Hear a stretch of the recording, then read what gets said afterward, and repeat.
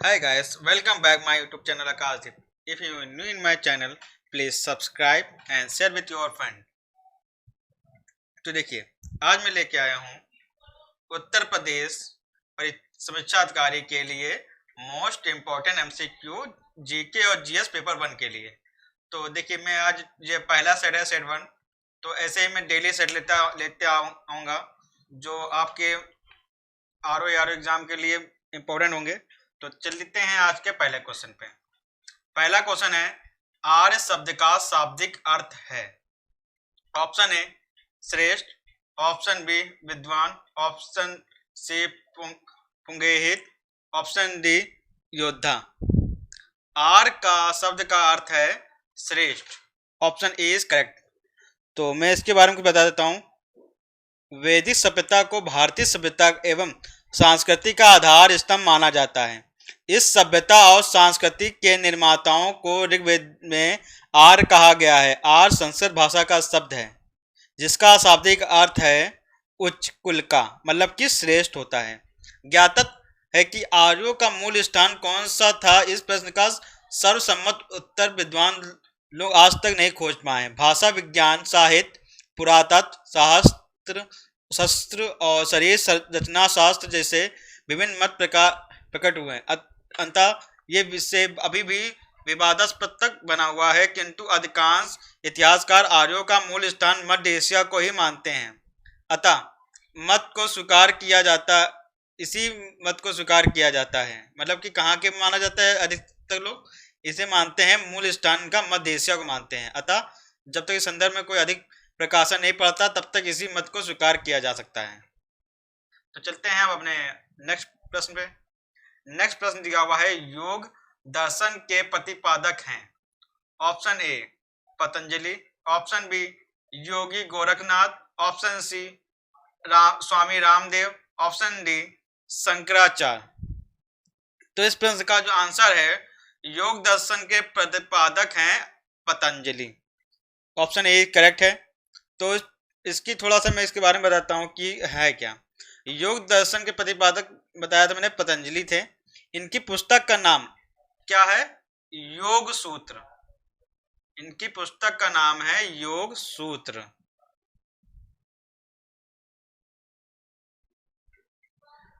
इस दर्शन का मानना था कि मोक्ष की प्राप्ति ध्यान निवृत्ति, मतलब ध्यान और शारीरिक साधन से की जाती है।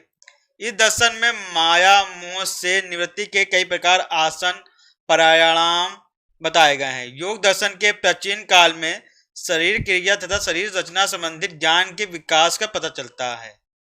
अब चलते हैं हमारे और अगले प्रश्न पे। मगध के किस प्रारंभिक शासक ने राजरोहण के लिए अपने पिता की हत्या की एवं स्वयं इसी कारणवश अपने पुत्र द्वारा मारा गया? ऑप्शन है Bimbisara, option B Ajatashatru, option C Udayan, option D Nagdashak. तो इस प्रश्न का आंसर जो है ऑप्शन बी अजातशत्रु इस करेक्ट आंसर है। छठी शताब्दी में पूर्व मगध एक छोटा सा राज्य था, लेकिन यहाँ के प्राकृतिक दशा, भौगोलिक कारण तथा योग एवं महत्वाकांक्षी शासकों ने मगध को एक साम्राज्य के रूप में परिवर्तित कर दिया। मगध के प्रमुख राजवंशक हर्यक वंश थे। कौन थे? हर्यक वंश। इसके प्रतापी शासक अजातशत्रु ने अपने इनके पिता जो हैं बिंबिसार की हत्या कर मगध के सिंहासन पर अधिकार कर लिया और इसका नाम कुड़ी भी था। अजातशत्रु का दूसरा नाम क्या था? कुड़ी। मैं यहाँ लिख देता हूँ जिससे कि आपको याद करने में थोड़ा आसानी रहे। कुड़ी। अजातशत्रु ने रथ, मूसल तथा महाशिलाकाट नामक नए हथियार का प्रयोग किया। अजातशत्रु के समय लगभग 483 ईसा पूर्व में राजगृह के सप्तपाणी गुफा में बौद्धों की प्रथम संगति हुई थी। बौद्ध ग्रंथों के आधार पर 32 वर्ष शासन करने के पश्चात अजातशत्रु अपने पुत्र उदायनी द्वारा मार डाला गया। चलते हैं अपने अगले प्रश्न पे। अगला प्रश्न है, हर्ष के दरबार में हेनसांग को एक दूत के रूप में किसने भेजा था? ऑप्शन ए टाइसुंग, ऑप्शन बी टुंकुआयान, ऑप्शन सी कुयेनबू, उपरोक्त में से कोई नहीं। इस प्रश्न का आंसर जो है ऑप्शन डी इस करेक्ट है। तो इसके बारे में बताता हूँ कि हर दरबार के में हेनसांग को एक दूत के रूप में किसने भेजा था? कन्नौज के पुष्यभूति वंशीय शासक हर्षवर्धन के दरबार में हेनसांग आया था। हेनसांग को यात्रियों में राजकुमार तथा इसके यात्रा विवरण को सी यू की कहा जाता है। क्या कहा जाता है? सी यू की। हेनसांग ने 16 वर्ष तक विभिन्न स्थानों की यात्रा की। 6 वर्ष तक नालंदा विश्वविद्यालय में रहकर शिक्षा प्राप्त की। यद्यपि उस समय ताई सुंग वंश का किसका शासनकाल था? ताई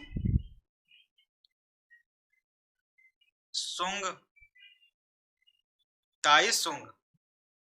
वंश का चीन में शासन था, लेकिन हेंगसा ने भारत में किसी दूत के रूप में नहीं बल्कि एक बोध भिक्षु के रूप में भारत का भ्रमण किया था।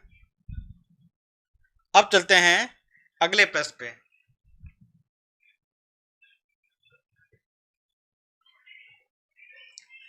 अकबरनामा किसने लिखा? अकबरनामा ऑप्शन ए दिया हुआ है अब्दुल रहीम खान और option B Faizi, option C Abdul Qadir Badayuni, option D Abul Fazal. तो इस प्रश्न का आंसर जो होगा ऑप्शन डी इज करेक्ट होगा। अकबरनामा अबुल फजल द्वारा 7 वर्ष के कठिन परिश्रम के उपरांत लिखी गई। ये पुस्तक 3 जिल्दों में बटी है। इसकी आखिरी जिल्द आईने अकबरी और ये पुस्तक अकबर कालीन शासन प्रणाली तथा मुगल काल के आर्थिक जीवन का एक महत्वपूर्ण स्रोत है। यह पुस्तक हिंदुओं की राजनीति, साहित्य, न्याय प्रणाली एवं धार्मिक जीवन पर प्रकाश डालती है। तो इस प्रश्न का आंसर क्या है? अबुल फजल। अब चलते हैं अगले प्रश्न पर। लॉर्ड मैकाले किससे संबंधित है? ऑप्शन है सेना के सुधार से, ऑप्शन बी सती प्रथा की समाप्ति से, ऑप्शन सी अंग्रेजी शिक्षा से, ऑप्शन डी स्थायी बंदोबस्त से। तो इस प्रश्न का जो आंसर होगा ऑप्शन सी इज करेक्ट होगा। लॉर्ड मैकाले अंग्रेजी शिक्षा से जुड़े हुए थे। लॉर्ड मैकाले अंग्रेजी शिक्षा से संबंधित हैं। ज्ञात है कि 1823 ईस्वी में लोक शिक्षा समिति का गठन 3 मुद्दों पर सुझाव के लिए मैकाले की अध्यक्षता में किया गया। शिक्षा जो है पाश्चात्य हो, और दूसरा जो है शिक्षा का माध्यम अंग्रेजी या देसी भाषा हो, और तीसरा उनका था उद्देश्य जन शिक्षा हो या नहीं। नीति में जन शिक्षा को अस्वीकार किया गया और विप्रेक्षण का सिद्धांत अपनाया गया। फरवरी 1835 ईस्वी में मैकाले ने अंग्रेजी भाषा, साहित्य, सामाजिक एवं पाश्चात्य शिक्षा को अंग्रेजी में प्रसारित करके की सिफारिश की थी। अब चलते हैं अगले प्रश्न पे। अगला प्रश्न दिया हुआ है, किसके प्रशासन काल में स्थायी बंदोबस्त प्रारंभ किया गया? तो आपको बताना है कि किसके प्रशासन काल में स्थायी बंदोबस्त प्रारंभ किया गया।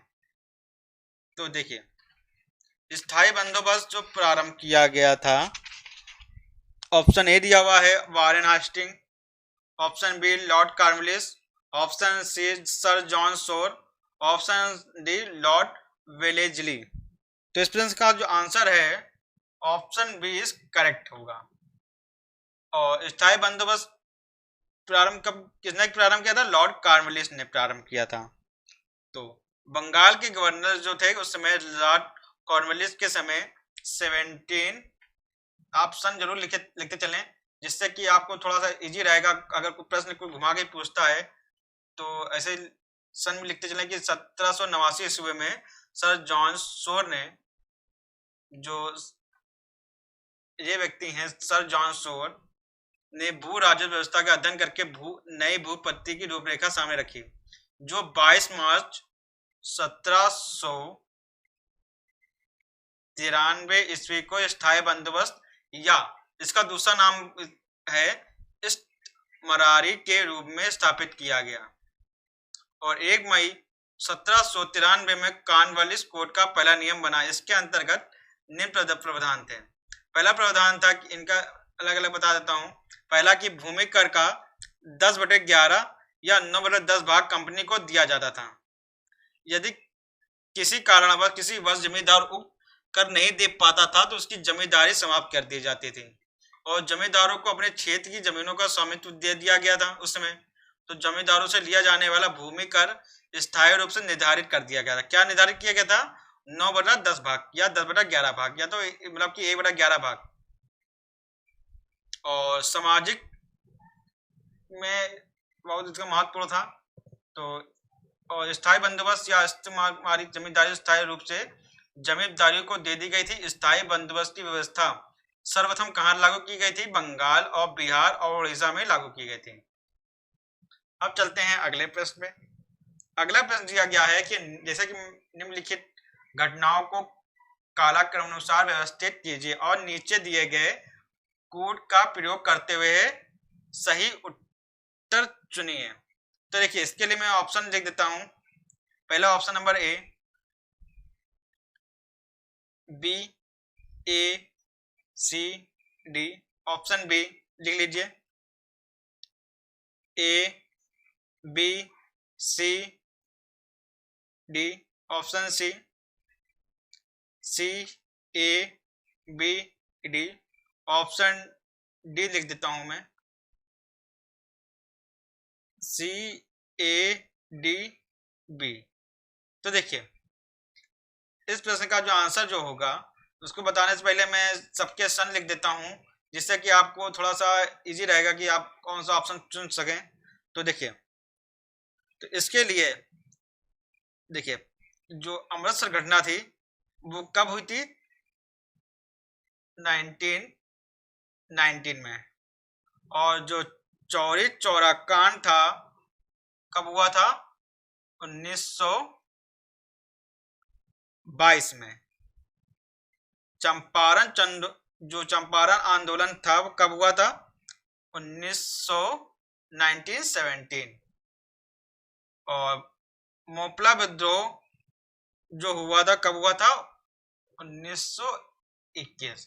तो देखिए, मैंने सन लिख दिया जिससे आपको थोड़ा सा इजी रहेगा। तो देखिए, पहले क्या आएगा? चंपारण। फिर देखिए 1919 अमृतसर घटना हुई थी। फिर उसके बाद मोपला विद्रोह 1921 में, डी। फिर चौरी चौरा हत्याकांड हुआ था 1922 में।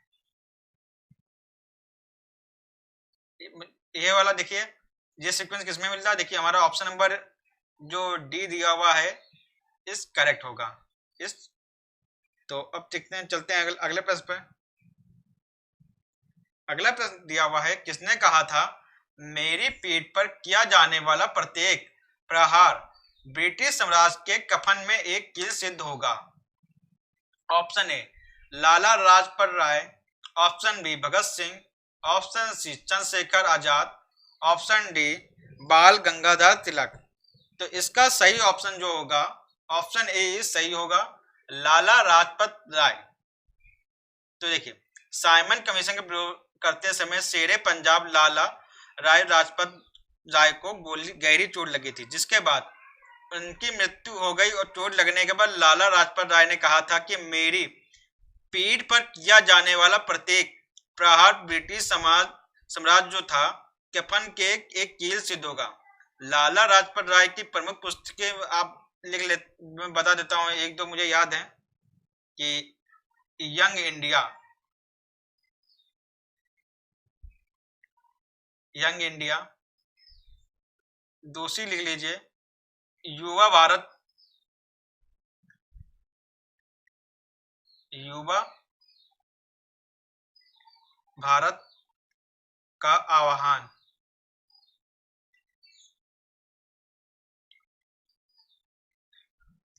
चलते हैं अब थोड़ा सा अगले प्रश्न में।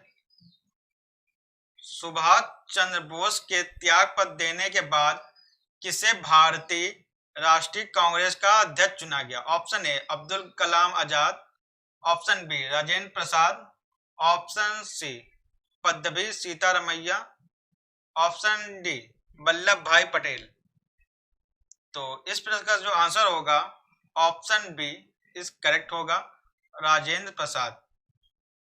तो सुभाष चंद्र बोस कौन से अध्यक्षता में भारतीय राष्ट्रीय कांग्रेस के अध्यक्ष थे? 1938 में सुभाष चंद्र बोस अध्यक्ष थे और वे हरिपुर कांग्रेस अध्यक्ष में चुने गए थे और उन्होंने 1939 में त्रिपुरी अधिवेशन में कांग्रेस के पुनः अध्यक्ष चुने गए थे, परंतु गांधी जी के साथ मतभेद वजह से उन्होंने पद से त्याग पत्र दे दिया। उनके त्याग पत्र के बाद डॉक्टर राजेंद्र प्रसाद कांग्रेस के अध्यक्ष बनाए गए थे। अब चलते हैं अगले प्रश्न पे।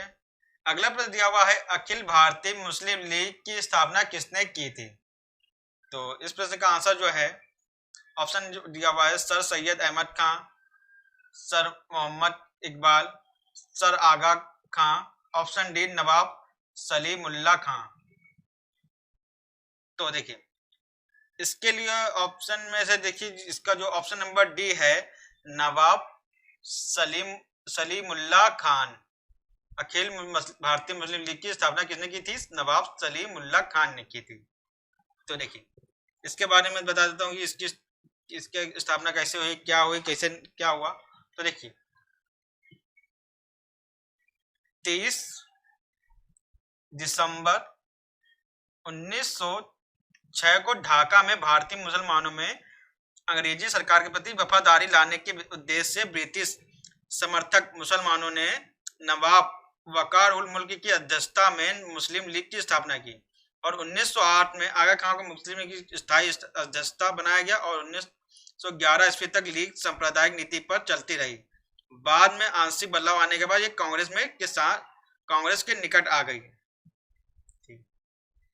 अब चलते हैं अगले प्रश्न पे।